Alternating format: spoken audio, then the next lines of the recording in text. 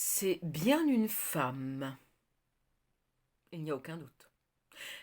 Pourtant, elle est en train de lire. Et elle ne lit ni Histoire d'amour ni Vers léger, elle lit un ouvrage de médecine. Il faut forcément qu'elle ait envie d'apprendre quelque chose de mauvais. Ou alors, elle a commis un acte malin et cherche un moyen de le cacher. Oui, il s'agit d'une femme. Mais pourquoi alors n'est-elle pas à la fontaine à bavarder, ou au marché en train de cancaner avec ses comparses?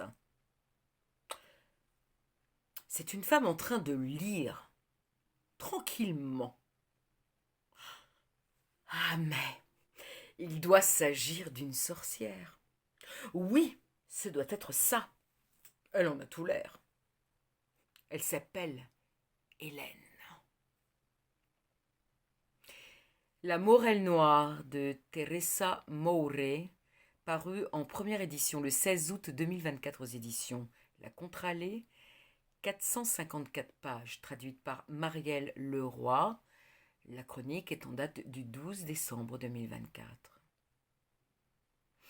Un homme, et non des moindres, est le lien entre les trois héroïnes de ce roman somptueux, René Descartes. Qui sont ces femmes? Par ordre d'apparition, Christine de Suède, reine singulière, érudite, curieuse, indépendante et en avance sur son temps, grande amoureuse devant l'Éternel et passionnée par les idées et la philosophie. Elle invite Descartes à la rejoindre à Stockholm afin de débattre, d'échanger, de refaire le monde dans une communion d'esprit et de cœur, jamais de corps, comme certains fâcheux l'ont affirmé. Un amour réel né entre la reine et l'intellectuel, vite abrégé par le décès de ce dernier, à la constitution fragile.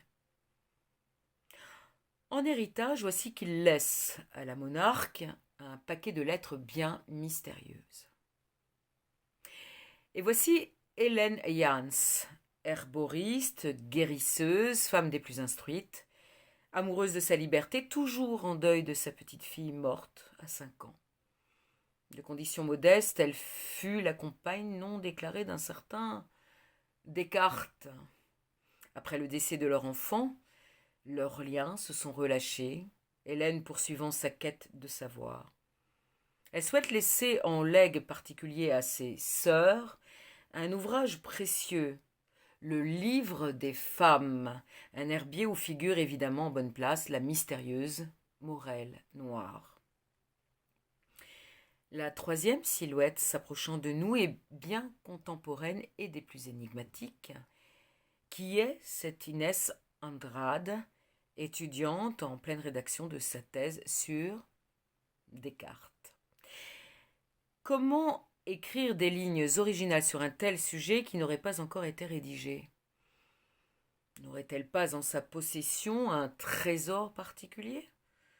Pourrait-elle offrir au monde, malgré le scepticisme de son mentor, une hypothèse de travail différente sur le célébrissime philosophe, bousculant tous les poncifs, effaçant toutes les certitudes, rebattant les cartes du savoir imposé? Une autre version de l'histoire nous est ainsi offerte magistralement par Teresa Moure, parfaitement traduite par Marielle Leroy.